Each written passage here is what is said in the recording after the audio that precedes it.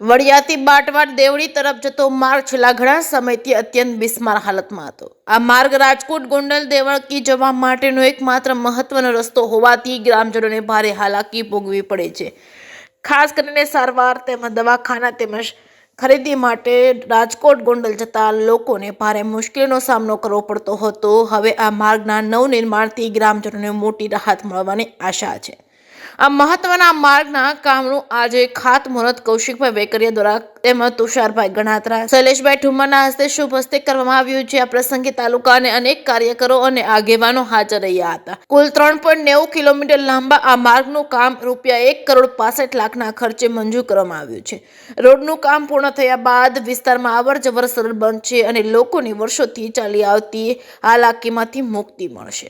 જે કે સિંહ સાથે રાજુ કારિયા વડિયા। આગો લઈ જાય તો પછી એવા જ નહીં હાલે પૂછું।